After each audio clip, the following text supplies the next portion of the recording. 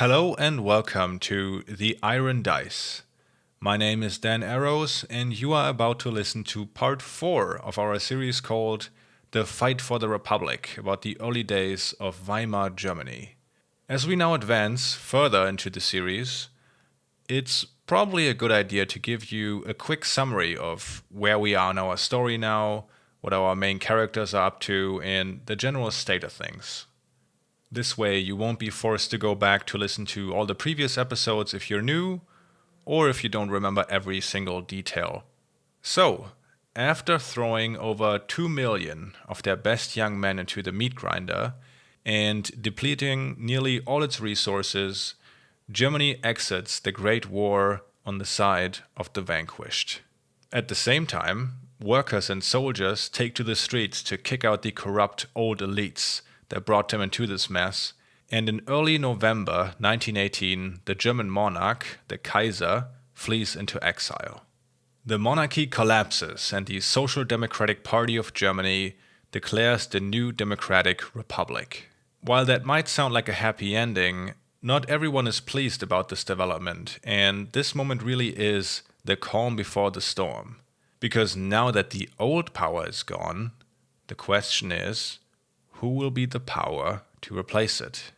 And as you will see throughout this show, all sides are quick to throw away the idea of peaceful cooperation and instead have their daggers drawn. We are determined that the vicious German cycle of war, phony peace, shall once and for all time come to an end. This is London Court. Here is a news flash. The German radio has just announced that Hitler is dead. Early this morning, the Soviet troops launched a general attack on Hungary. Those who foolishly sought power by riding the back of the tiger ended up inside. Tonight I'm not worried about anything. I'm not fearing any man. None eyes have seen the... Say that we are mired in stalemate seems the only realistic, if unsatisfactory, conclusion. Over 1 million people here celebrating a day that they never thought would come. A day in which Germany became one country again. Launched the opening salvo of Operation Iraqi Freedom. If the iron dice must roll, may God help us. Quote, "The stars are dead. The animals will not look.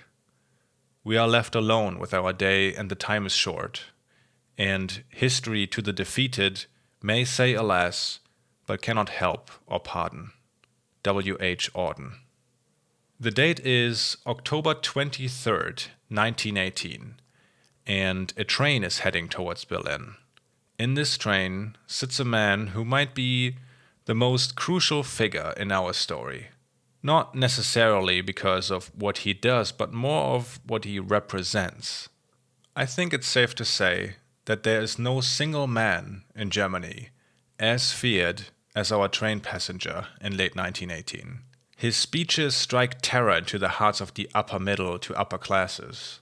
Besides his real name, he has many nicknames given to him by his comrades or his enemies, newspapers.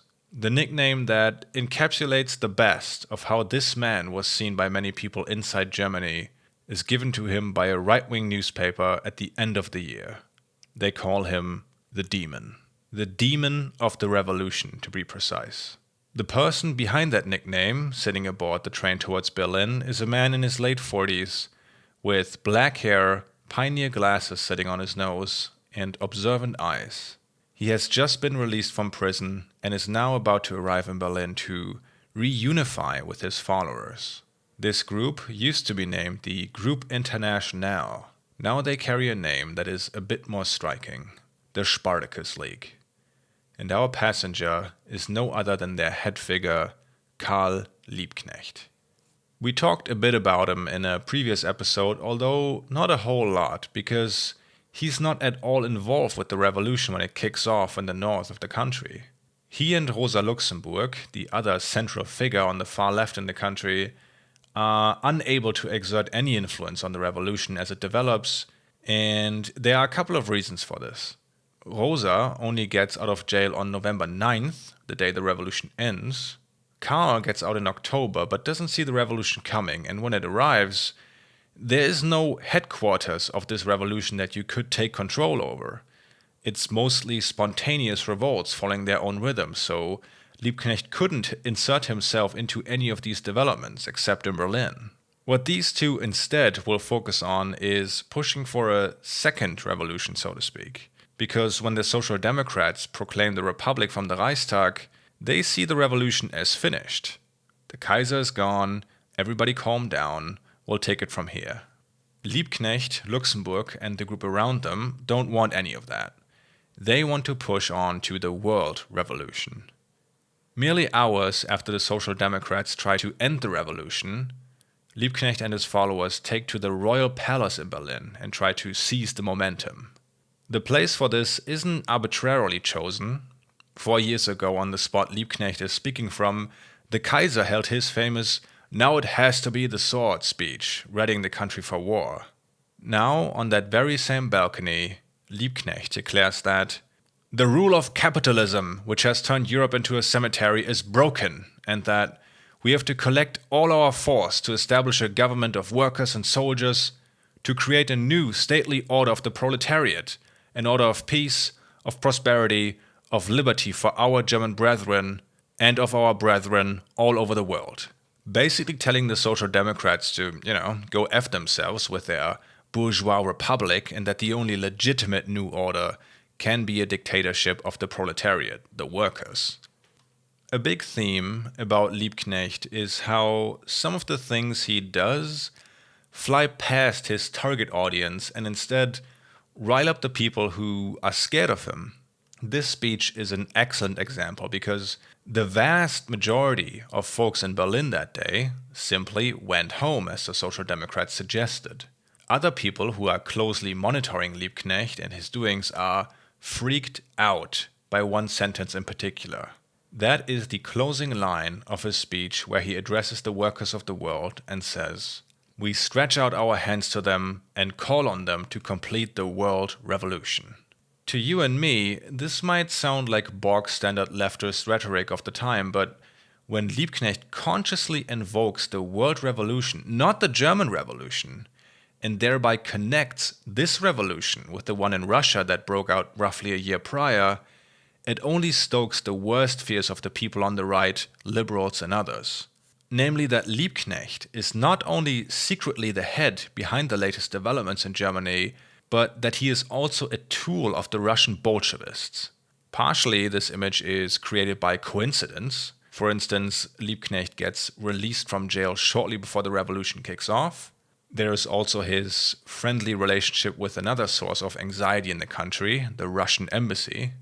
When Liebknecht is set free and takes the train to Berlin, one of the first things he and his followers do is march to the Russian embassy, not to plan the next steps in the world revolution, but to party and get wasted. Rumors have been making the rounds that the Russians in Berlin are importing propaganda and weapons via train to push for revolution in Germany. And Liebknecht merely being present in that embassy and hanging out with his comrades is enough to get him woven into these rumors about how the embassy is the headquarters of a secret communist organization. On November 4th, as the mail for all the diplomats in Berlin arrives via train, one of the wooden crates allegedly bursts, only to spill out what German agents described as Bolshevik propaganda. The reaction of the German government is pretty drastic. They expel the Russian ambassador and all his subordinates from Berlin and pull their own ambassador from Moscow. Now, this government was in its last days of existence anyway, but it shows the anxiety and intense fear of Russian conditions breaking loose on the country among elites and parts of the citizenry. November 4th also happens to be the day Austria-Hungary capitulates, and the sailors' revolt in Kiel becomes more and more public. And these two developments coinciding with the Russian ambassador getting expelled seems to confirm the rumors making the rounds. All this chaos is the doing of domestic and foreign agents. And keep in mind, this idea wasn't that far-fetched because during the war, Germany used agents to start trouble in other countries all the time, one of whose name is now known around the world, Vladimir Ilyich Lenin. I've mentioned historian Mark Jones and his book Founding Weimar in the past, which is truly indispensable to this podcast. And he goes to great lengths to point out how much of this fear and anxiety about the far left is whipped up by the media. Even liberal newspapers don't shy away from claiming that these leaflets allegedly being discovered confirm the suspicion that Jews are working together with the Bolsheviks to distribute subversive material. Their proof for this is that the Russian ambassador happened to be of Jewish descent, but of course, his or the actions of other communist Jews don't have anything to do with their Jewishness.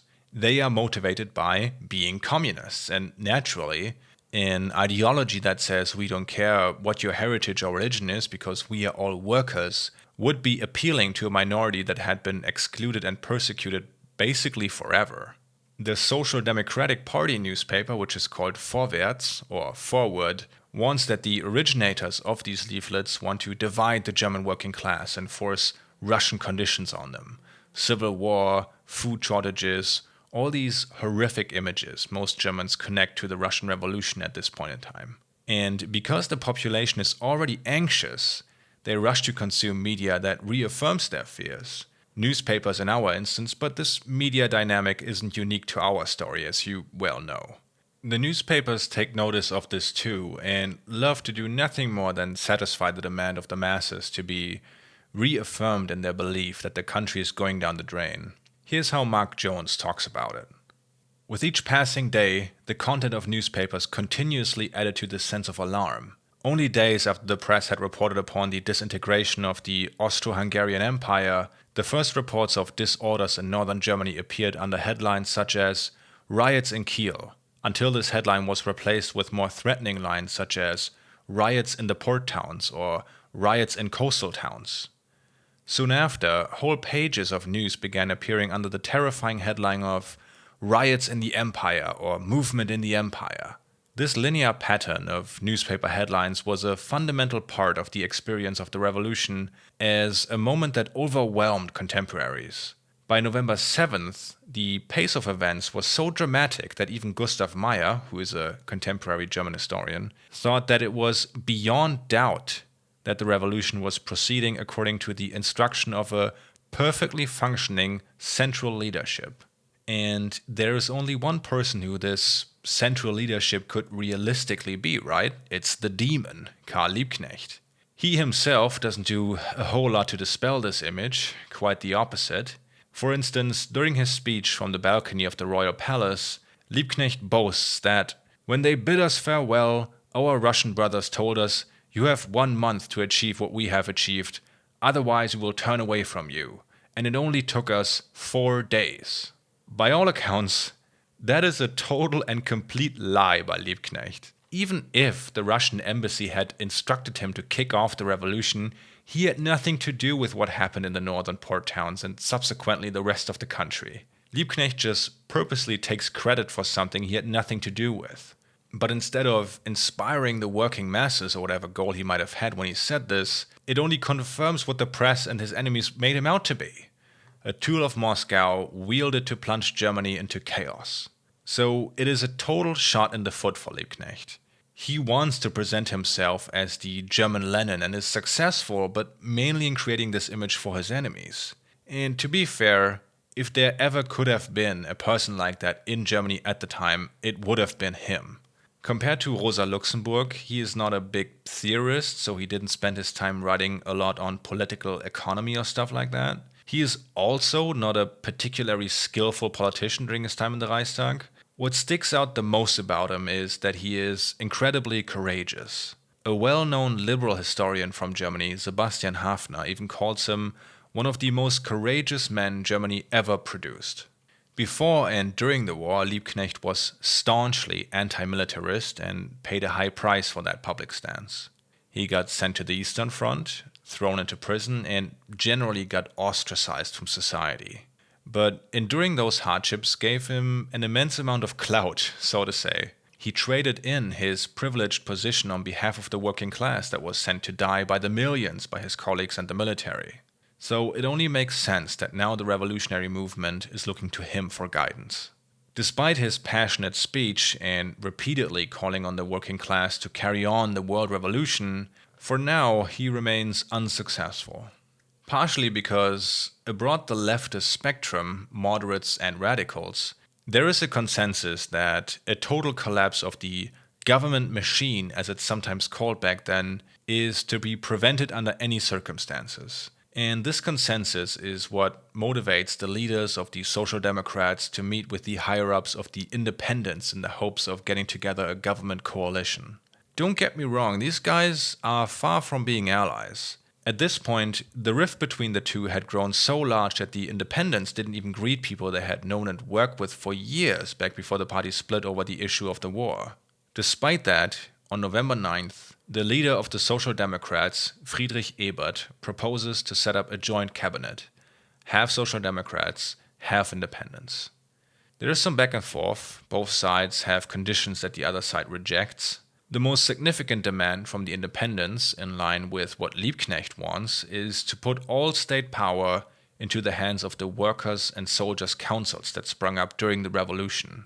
The Social Democrats reject this and respond by saying, if this demand means the dictatorship of part of a class that is not backed by the majority of the people, we reject this demand because it speaks against our democratic principles. As you can see, the SPD chooses their words very carefully. Some might even say sneaky, since reading that sentence you could still think the SPD supports a dictatorship of the proletariat. It just has to be all of the proletariat, if that makes sense. Of course, though, that's not what they support. They want this joint government to end the civil war among the left. To them, that is the only way to get the working masses behind a new government. At the same time, they know that if they just drag the most important questions of the day out a bit, they will probably end up on top. The pitch that they make is that we want to socialize the means of production and so on. We want the same things the radicals wish to do. We just want to do them in an orderly fashion. A day later, on November 10th, both sides agreed to form this new cabinet called the Council of the People's Deputies to fill the role of government temporarily. It consists of 3 Social Democrats and 3 Independents, so everything they do has to be agreed upon by both sides. That said, de facto, Friedrich Ebert, who is part of the council, pulls the strings to a large extent. He has connections to the unions and people who hold influence among the workers and knows how to play the game of politics. Doesn't mean the Independents and the radicals within their party surrendered then and there, though. Because one thing the Social Democrats agree to is that there is going to be another council voted on directly by the workers that's supposed to function as a check on the interim government of Ebert and the like. So Liebknecht and his friends put their cards on controlling this second executive council, as it's called. That way, they can still be the ones holding the reins of power in the country. So a day later, everyone meets in a big circus building in Berlin. There are about 3,000 people there, each one representing roughly 200 workers or soldiers. Friedrich Ebert is there to argue his case. Karl Liebknecht is there too, along with his crew, the Spartacists. And Liebknecht has good reason to be optimistic, because the people at this meetup that both sides are trying to woo have been directly elected by the workers of Berlin. They are the voice of the proletariat, so why would they want to give up their power, the power of the councils, to another government body? He is in for a rough awakening. Friedrich Ebert is the first to speak and gives his usual arguments. Let us not turn this crisis into a catastrophe. What we need is bread, work, and above all, unity among the left. As he announces that the Council of the People's Deputies has been formed with an equal amount of Social Democrats and Independents, the crowd erupts in cheers. After Ebert is done, Liebknecht takes his spot in the center of the circus and says that the revolution is only safe in the workers' hands. He wants the crowd to trust those who fought against the revolution 2 days ago and today march with it. That's a direct attack on Ebert and the Social Democrats. To Liebknecht's surprise, though, he doesn't earn cheers with this line. He gets the opposite. He gets booed by the crowd. His crowd, the workers of Berlin, they shout back at him, "Unity, unity!" and to stop with this war between brothers. Other people shout back at them and fistfights start to break out. Ebert even flees the building after the Spartacists threaten him directly.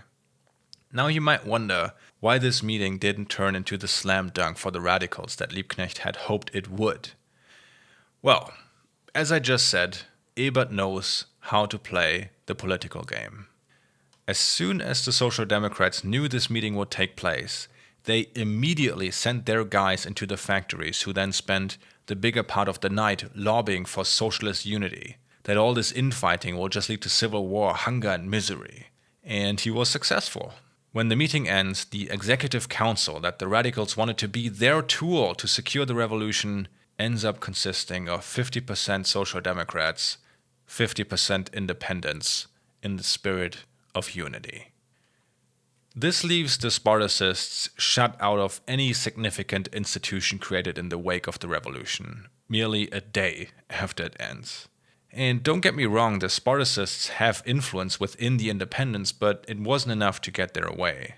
You might wonder at this point, what is even the bedrock of disagreement between a guy like Ebert and Liebknecht apart from their political associations? It is, on the surface, not as much a question of policy, because if you would have asked the Social Democrats, should we nationalize key industries, they would have said, of course, yeah, we should. It is much more a question of who wields power in the country. The pitch by the Social Democrats is, let's have a national assembly where we vote on a parliament, and if the left stands united, we will have a majority to do all these things, democratize the military, nationalize coal plants, etc. But we will do it in an orderly fashion, and the politicians who will do it will have a free mandate, meaning they are voted in promising something, but are, in the end, only bound by their conscience to actually follow through with it. The other side says this is too risky. This way we will fall into the trap of bourgeois democracy, which is a democracy where officially the workers enjoy political rights, but are still very much dominated by the capitalist class. So it's not a real democracy to them, it's fake. Instead, they want to give the power directly into the hands of the workers' councils that will vote on the issues locally. And when they decided on something, they pick a representative who then has an imperative mandate, which means he has to do what the council voted on or he's booted out. It's a pure form of democracy. At this point in our story, it's still an open question to which side Germany might fall, and Ebert and the Social Democrats are in no mood to party despite their recent successes. The fear of a coup by these Spartacists is still very much at the forefront of their worries. But in case that happens, Friedrich Ebert has secured himself a trump card in his sleeve. A secret pact that guarantees him the power to crush his enemies should they try to overthrow the interim government. On the morning of November 10th, Friedrich Ebert, sitting in the Reich Chancellery, uses a secret telephone to make a call to the Belgian town of Spa, the seat of the German High Command. The man who picks up the phone is Wilhelm Gröner, officially the second man in charge of the German military. What comes out of this conversation will later be known as the Pact with the Old Powers, and here's what Ebert proposes. Listen, you and me, we might not be friends, but we have a common enemy. Neither of us wants the Bolsheviks to take over, so if you assure me the army's loyalty in return, I will make sure the military's power structures remain untouched. Nobody will come in from the outside and tell you what to do. For Gröner and the military, this is a deal where they have nothing to lose. It secures their power position, and the only thing they have to do is crack some skulls in case of a Bolshevist uprising, which they would probably do in their free time anyway. When describing the military's role in the German Empire, one term especially comes to mind. It has been somewhat tarnished by modern conspiracy theorists, Alex Jones types, but describes something that existed throughout time in different places. And for this story, there is no better term for this power structure than the German deep state. Or state within a state, if you like that more. Not in the sense of the Illuminati or Freemasons secretly pulling the strings, but if you look at how the military is set up within Germany, the amount of influence it has, all while being largely detached from any kind of oversight or control by the citizenry.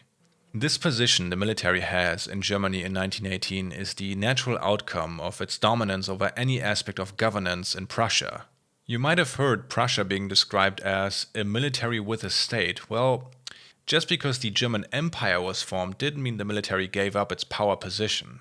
Our friend Karl Liebknecht goes as far as to describe Prussian-German militarism as unique in the world, in that it wasn't just able to form a state within a state, but, as he says, a state above the state. Now, the military and the SPD are not long-standing allies. They have been on entirely opposite ends of the spectrum before the war, but here's the calculation Ebert makes. We might have secured control over the interim government institutions, but there is really nothing stopping anyone who has a few armed soldiers from seizing power in Berlin. The SPD has no paramilitary wing or anything. So by making a pact with the old powers, we can secure our own position of power, while at the same time neutralizing a powerful enemy in the country, the military. In striking this deal, from the perspective of power, Ebert holds all the cards by mid-November. The revolution he did not want results in putting the SPD in front of the steering wheel of government. Those further to the left are unable to conjure up popular support for their aims, and Ebert has just made sure there won't be a military coup either. At least that's what he thinks, because this deal will prove a fatal error later in our story. But despite having this new ally and the existing truce between SPD and independents, Ebert isn't any less scared of the Spartacists taking over. If anything, his fears only get worse day by day. What's so ironic about this is that Liebknecht and his close allies are enormously frustrated with their lack of support, all while liberal newspapers, the right-wing press, and the SPD party newspaper warn of this imminent threat looming over Berlin. On November 22nd, a contemporary historian remarks, "One hears only pessimistic voices. In Berlin, the victory of Bolshevism can no longer be stopped. Liebknecht pays the soldiers who follow him 10 marks daily. In Kiel he has already triumphed completely. Things are no better in Hamburg and Cologne. If they want to try to save themselves and their cause, they must abandon Berlin and go to Hindenburg and Kassel," they being the Social Democrats. What you see at this point is that what started as frightening rumors evolve into a nationwide hysteria around the Spartacists and the supposedly imminent collapse of the interim government. The idea that Liebknecht has a secret army as big as 100,000 well-armed soldiers just waiting to strike, people believe that. They feel that as strong as that the sun will rise in the morning. This became absolutely real for them, despite standing in stark contrast to reality. While everyday life seems as calm and orderly as ever, the newspapers title that chaos is growing everywhere and that German civil war is imminent. The real Spartacists, not the ones the newspapers are imagining, can't help but to make fun of these delusions.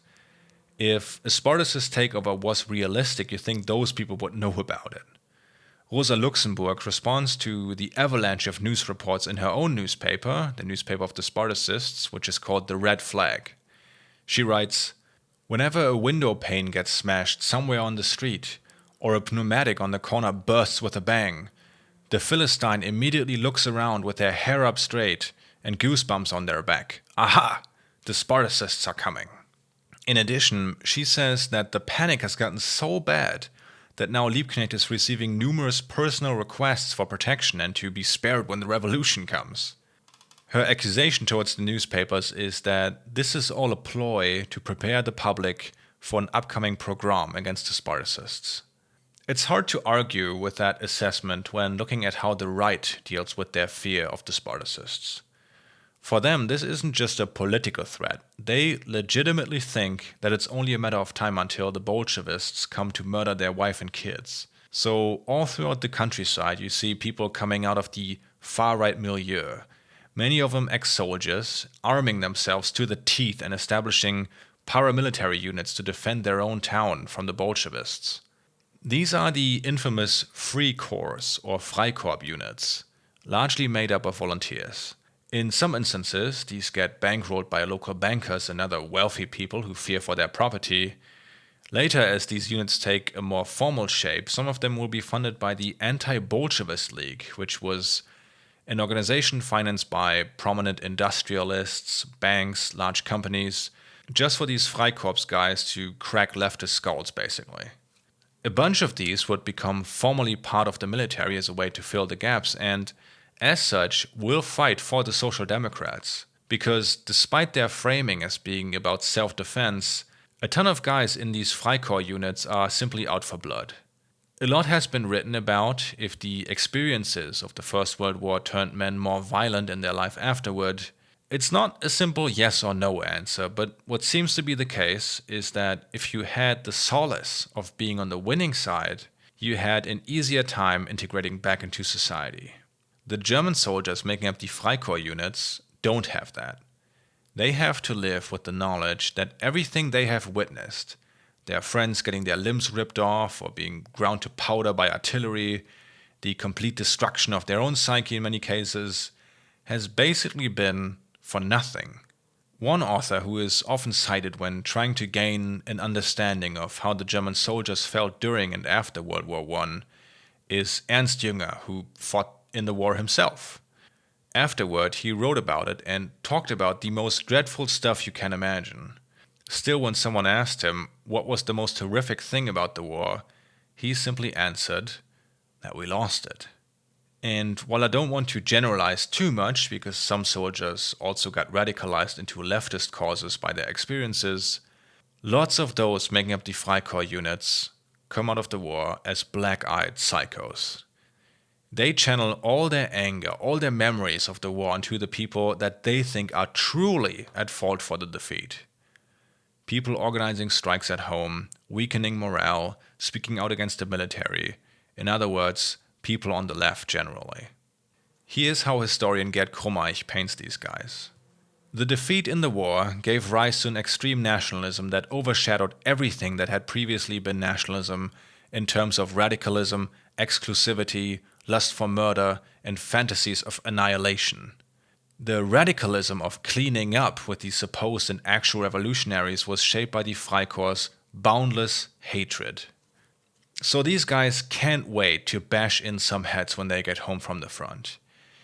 They're not shy to show that either, occasionally painting a skull and crossbones onto their steel helmets. And these are the people Friedrich Ebert has just effectively allied with. I'm sure you don't have to guess a lot to which party these folks will flock once it enters the scene, but let's not get ahead of ourselves. Of course, more people on the far right buying into the Spartacist threat feeds back into the rumors, and it becomes a very vicious cycle. One thing that might give you a feeling of how the political climate in Berlin at the time was like is the appearance of numerous big printed posters and hundreds of thousands of leaflets in the capital. The just mentioned Anti-Bolshevist League distributes these, and I want you to imagine what the mood in Berlin had to be like to normalize this sort of political language. These posters and leaflets read, "Workers, citizens, the downfall of the fatherland is near. Save it! It is not threatened from the outside, but from the inside, by the Spartacists." And then it says, in big letters that take up half the poster, "Beat their leaders to death. Kill Liebknecht. Then you will have peace, work, and bread."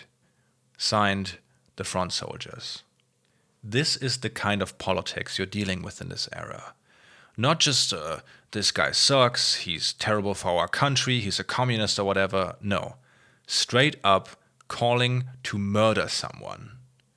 And all this fear people have of the Spartacists, who themselves feel increasingly like they have a target on their back, makes Ebert and the SPD seem a bit weak. If the Spartacists really are this significant threat just inches away from ushering in a civil war, why isn't Ebert making calls to arrest them or worse? The liberals and conservatives generally favor Ebert, but they are desperate for a more hands-on approach with the Spartacists and the demon, and part of the independents instead of governing with them. On December 6th, this comes to blows. At roughly 5 p.m., a group of well-armed sailors and soldiers kick in the door of the Reich Chancellery. They scream and shout, point their guns at people, demanding Friedrich Ebert to come out into the street. When he steps out of the building, an officer approaches him, saying that it is time to free the government of the stranglehold of the Executive Council. The council voted on by the workers of Berlin in the circus. He also demands the creation of a parliament at an earlier stage than is planned right now and says that he and his men will grant Ebert the security he needs to, essentially, make Ebert a dictator. At the end, he declares Ebert the president of the German Social Republic. Mind you that it isn't even decided yet if Germany will become a republic, so this is nothing short of a coup attempt. But it is a coup attempt on behalf of someone else who doesn't even want it. At the same time as this is happening, 25 armed men enter the Prussian parliament, attempting to arrest the entire executive council. This fails, and in Berlin, Ebert shuts down these soldiers by simply saying no. The National Assembly to vote on a parliament will take place when it's supposed to, and that he will continue to work with the executive council and basically just sends these guys home. In a different political environment, this would probably be it. A pathetic coup attempt fails miserably, and the only consequences may be more robust security at the Reich Chancellery. In Berlin, though, when the word makes the round that a coup is going on, attempting to make Ebert a dictator, the Spartacists feel like their fears are manifesting in real time. The SPD, who betrayed the revolution, is about to deal it its death blow and establish itself as the new order. And now this whole thing takes on its horrific dynamic. A couple of smaller groups of Spartacists start organizing a protest march through Berlin to revolt against this coup attempt that they don't know has failed and wasn't actually done by a social democrat. A contemporary newspaper article describes the scene when the Spartacists hear of the coup. They are holding a meeting in northern Berlin when one guy jumps onto the stage and shouts, "Comrades, the executive council has been arrested. Ebert has been declared president. Soldiers with bayonets are already occupying the streets." According to the article, another guy jumps onto the stage to address the crowd saying, "Comrades, let us avenge the executive council. Let us storm the Reich Chancellery and hang Ebert to the next streetlight."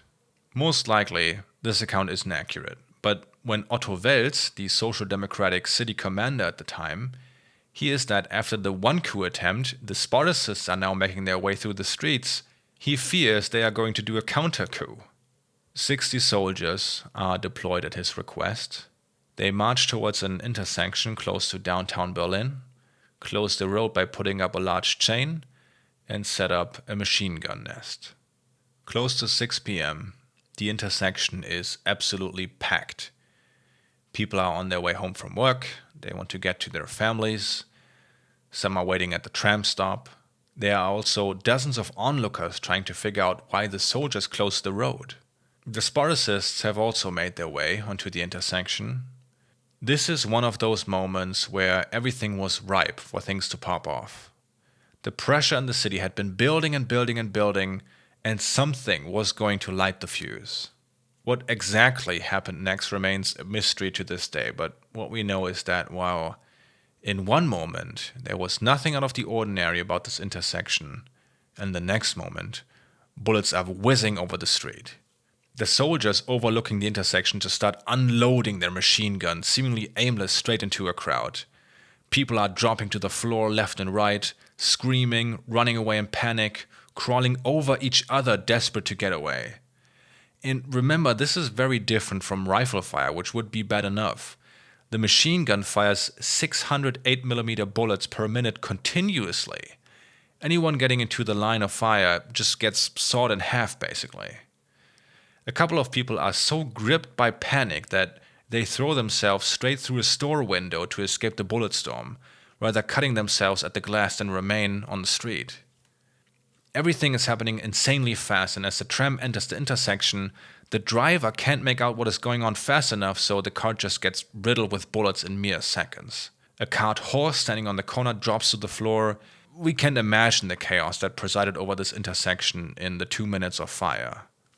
After the fire stops, the intersection is dead silent for a brief moment, until you hear moaning and screaming.